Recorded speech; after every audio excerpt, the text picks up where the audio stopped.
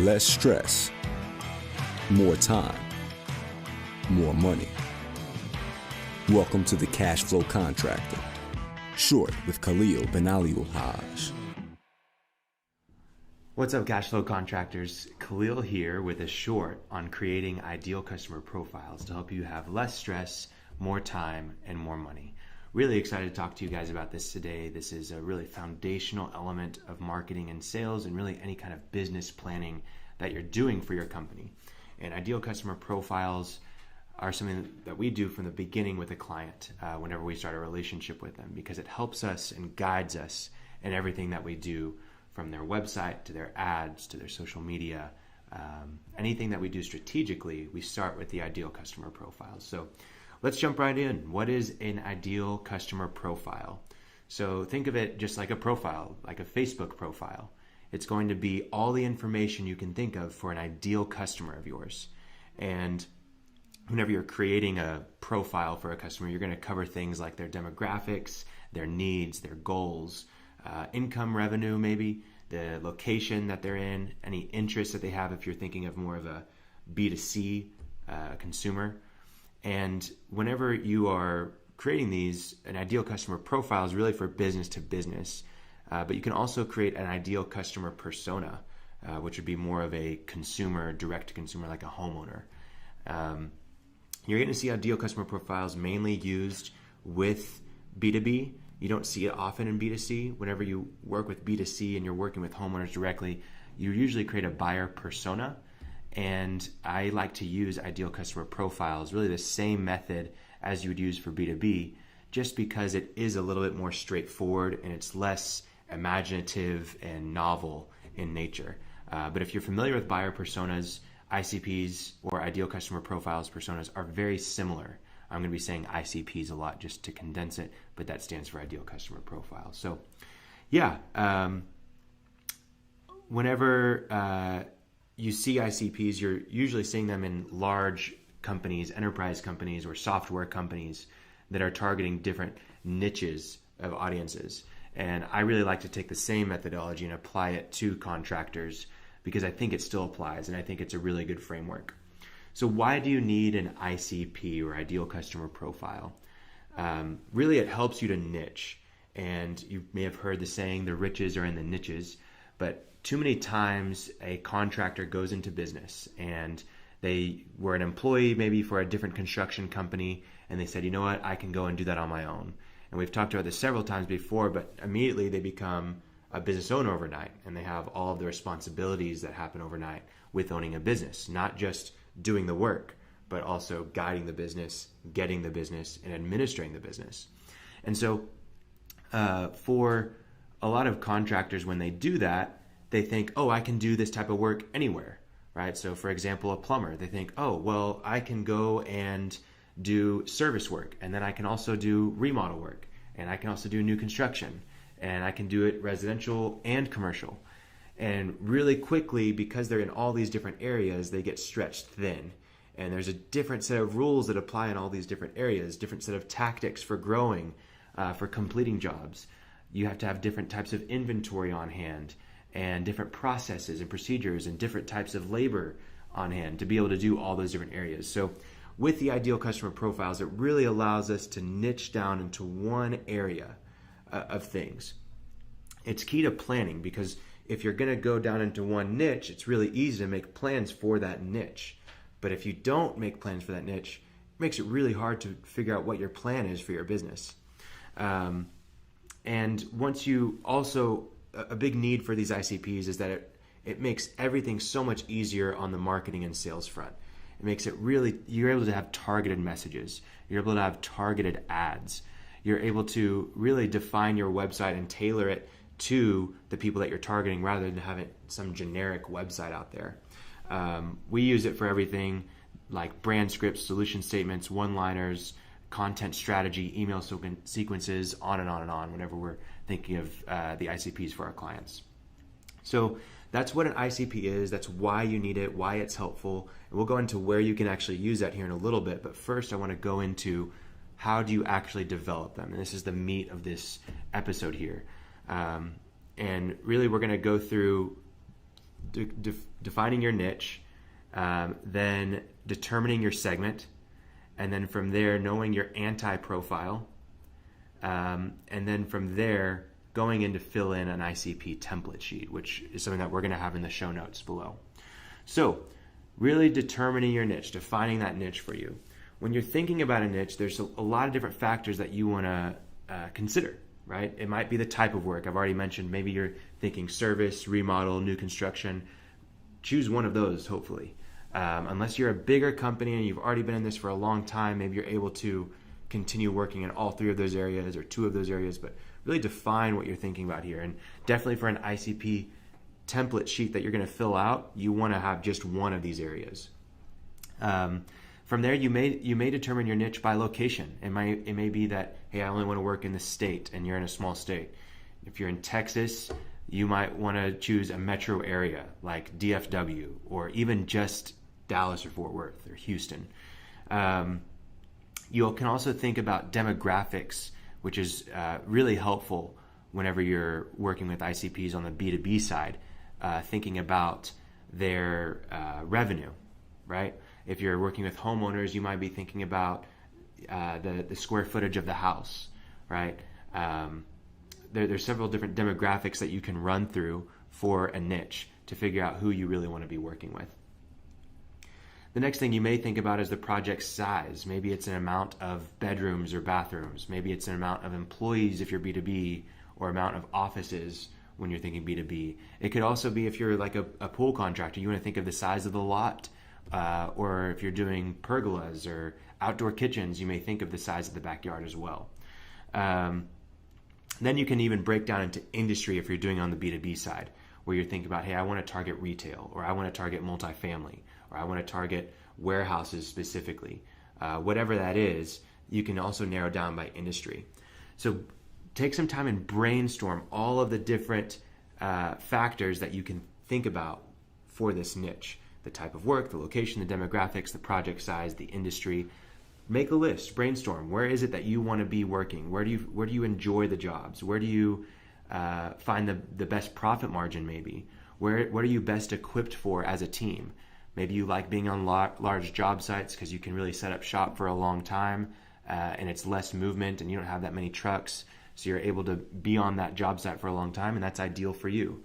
It's really important to make this, as you're filling this out and thinking about it, don't just think about 100% reality and what's out there, but also think about what's ideal for you specifically.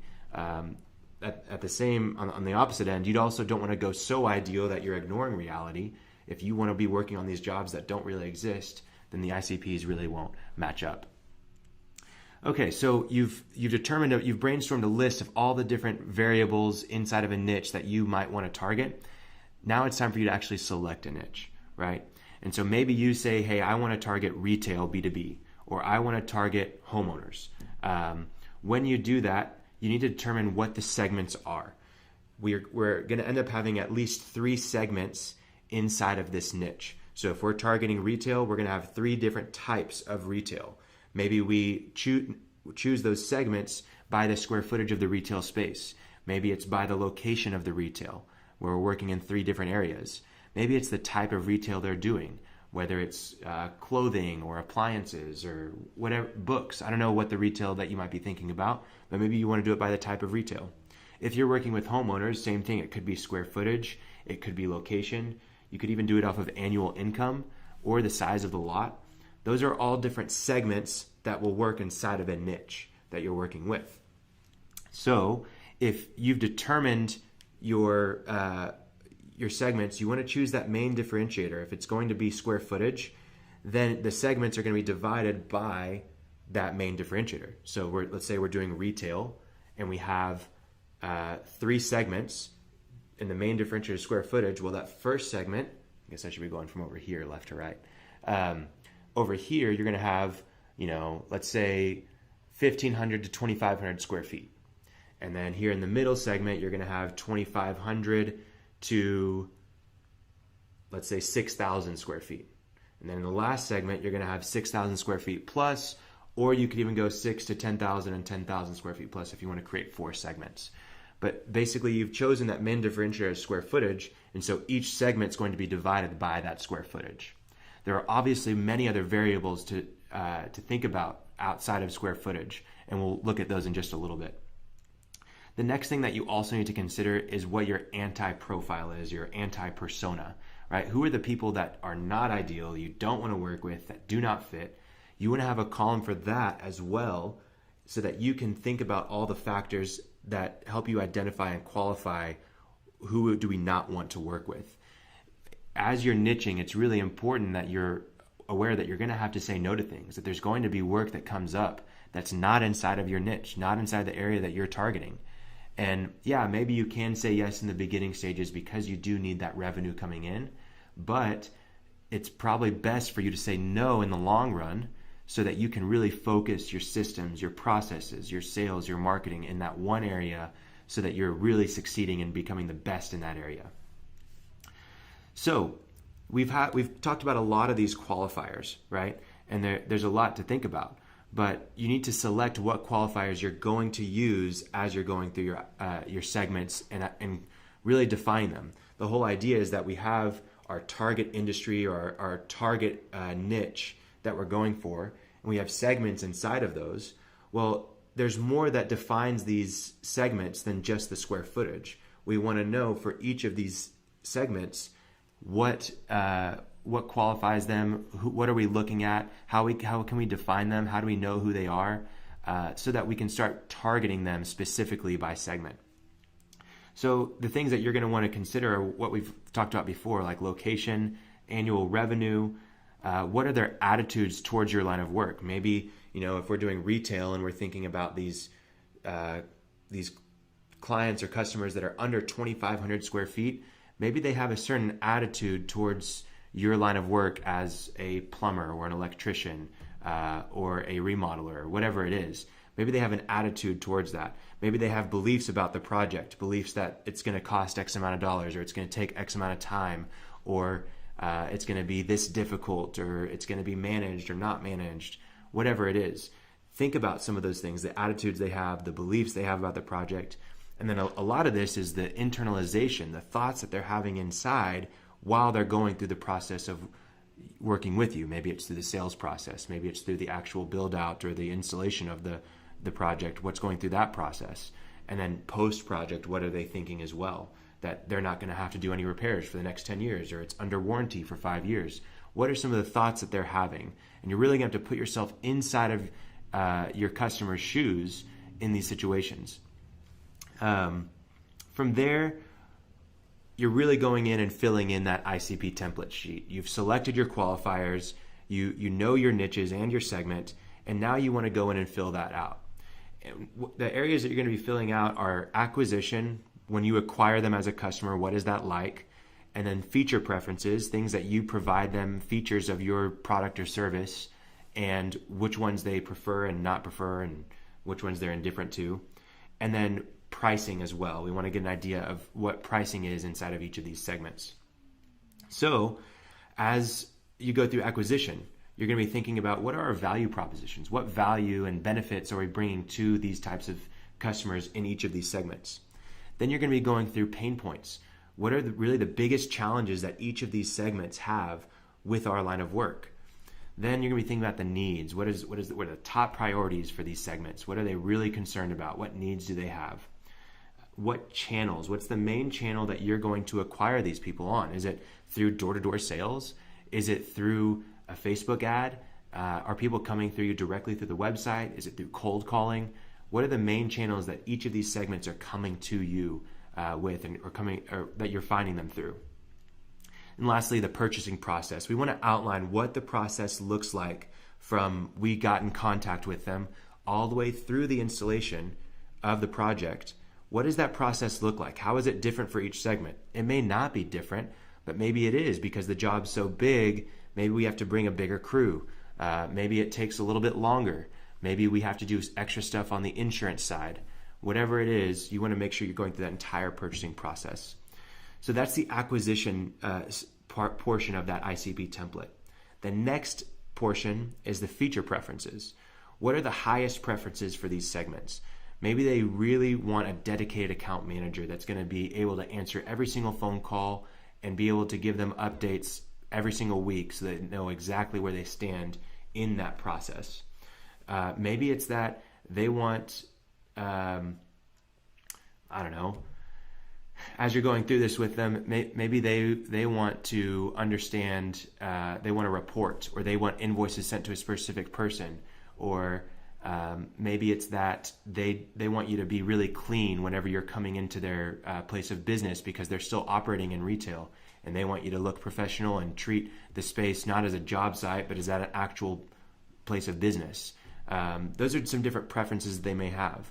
Now, there may be low preference. Maybe they don't care about the quality of the work. Maybe they care more about how fast you can get it done. Maybe they don't care as much about what materials you decide to use, but they do care about how it looks, right? And what it looks like during the installation process. And then what are they indifferent to? Maybe they're indifferent about price. Maybe they're indifferent about how it looks. Maybe they're indifferent about how long it takes. They just want it done right. So there's a lot of different features that are going to be there for each of your services that you provide to these segments. What do they care about the most? What do they kind of care about? And what do they care about the least and they're indifferent about? The next portion of this is pricing. And there's a lot of different things that you can go through here, but we want to know what their budget range is on a project for each of these segments. We also want to know what their indifference price point is. Where are they like, oh yeah, I'll sign right now, because they don't really care. B2B, that's really important to know because they may have a huge budget for it. And if it's, X amount of dollars, they'd be like, yeah, I'll sign right now. Versus an X amount of dollars, they have to go and get approval, all those kinds of things. You also want to know what your margins are. That's another good one to know on the pricing. Hey, what's our target margin on a job this size for this segment? And then we also want to know what the likelihood to buy is.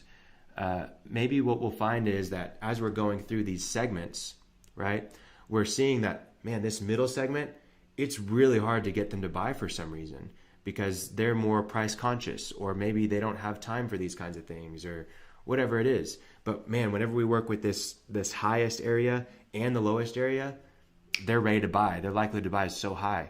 So now we may put more of our ad budget into those two areas, or we may put more salespeople onto those two areas because we know that we're going to win jobs faster.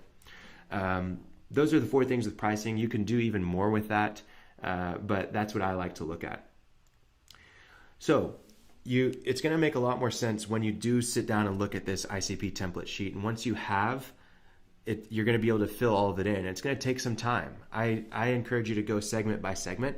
It makes it a lot easier.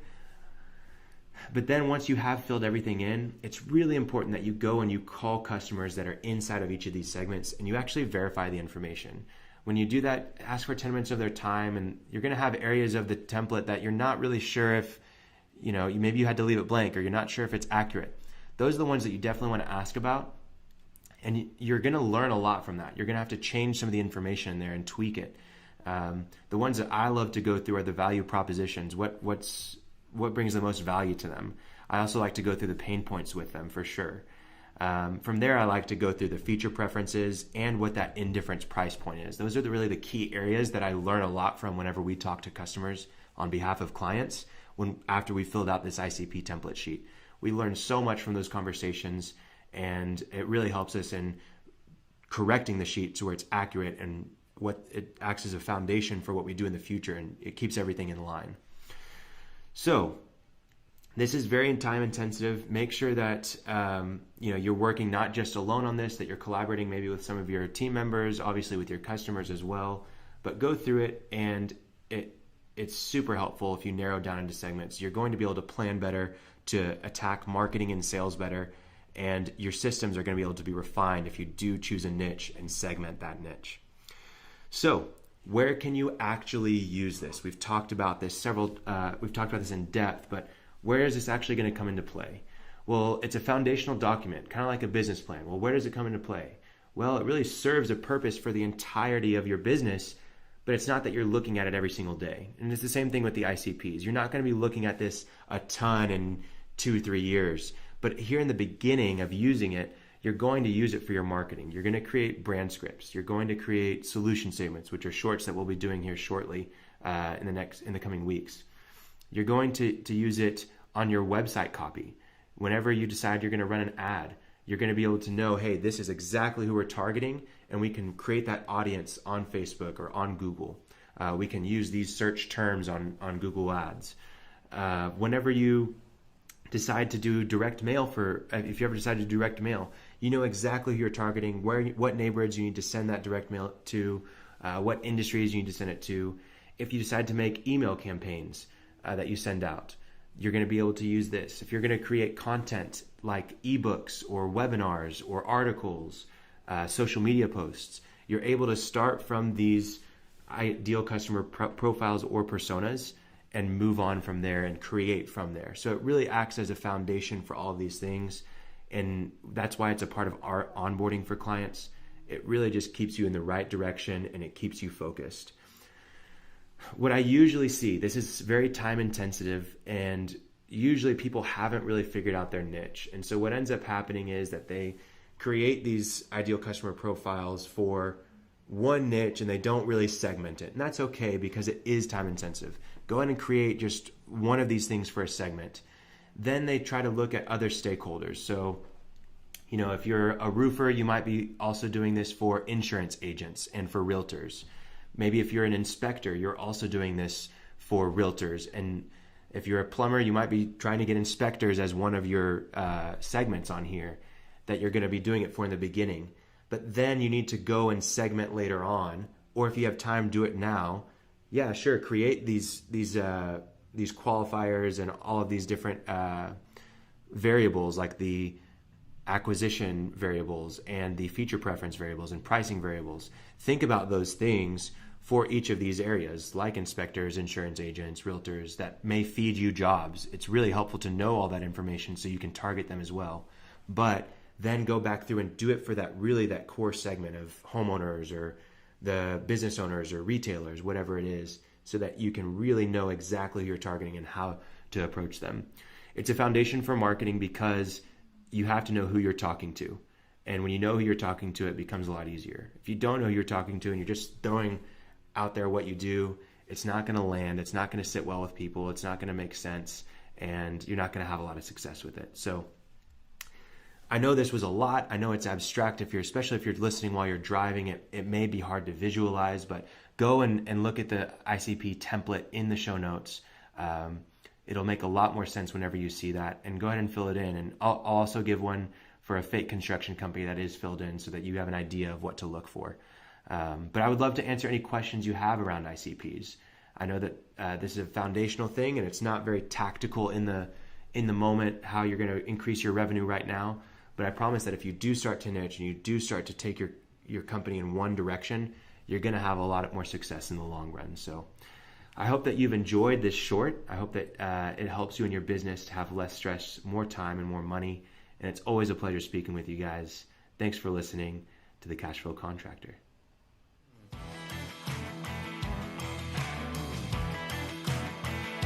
Thanks for listening to the Cash Flow Contractor.